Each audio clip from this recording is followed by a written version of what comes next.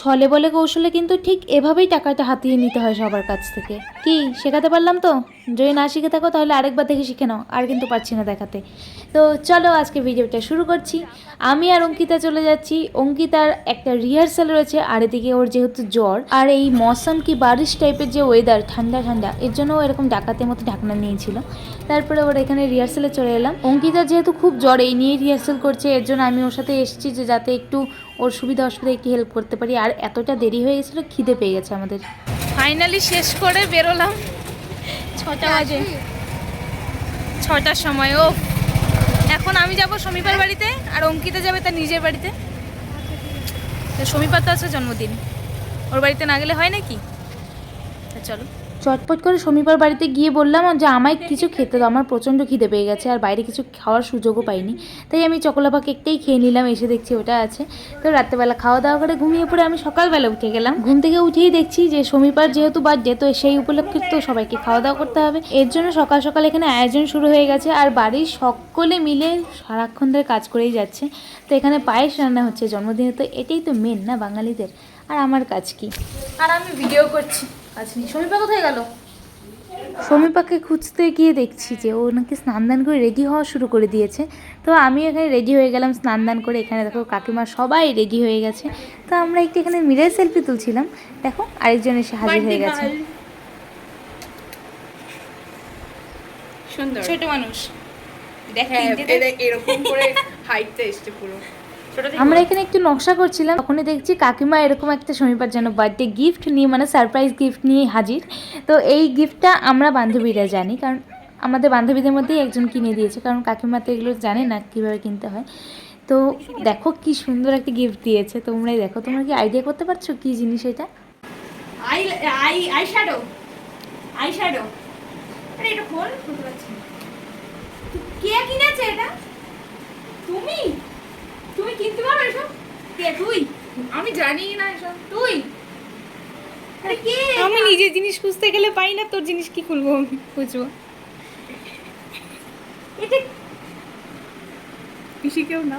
বাবা একটু দেখ, আলাদাই জিনিস, শিমার টিমার সব আছে, আর নিউড শেডও আছে।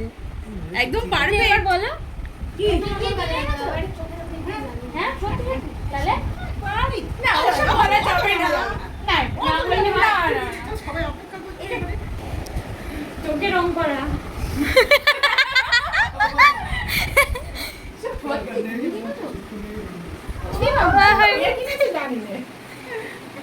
চলো এখন আমরা চোখ বচস্য গিলবো।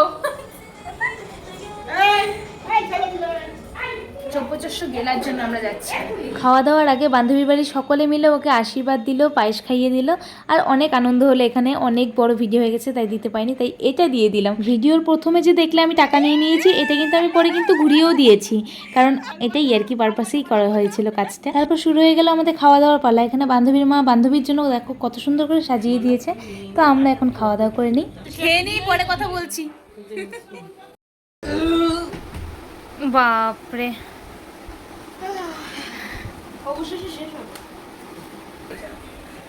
খাওয়া দাওয়া কমপ্লিট করে আমরা হয়রান হয়ে গেছি।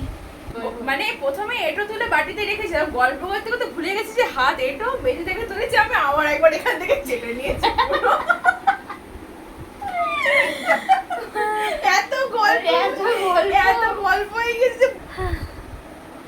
একটু শুতেই হবে ভাই। একটু ঘুমিয়ে উঠে দেখছি সব বন্ধু বান্ধবীরা চলে এসছে। তো এখন শুধুমাত্র আড্ডা আর আড্ডা।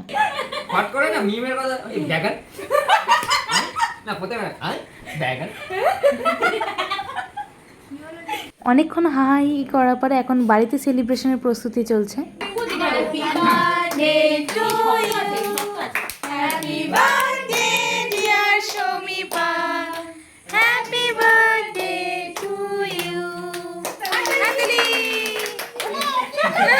সেলিব্রেশনের পরে এখানে কেক খাওয়ানো শুরু হয়ে গেছে, আর আমি এখানে মনে মনে ভাবছি কখন যে আমাকে একটু কফি ফ্লেভারে এত সুন্দর কেকটা আমি একটু টেস্ট করতে দেবে, ভগবান জানে। बड़ा हरामी हो बेटा।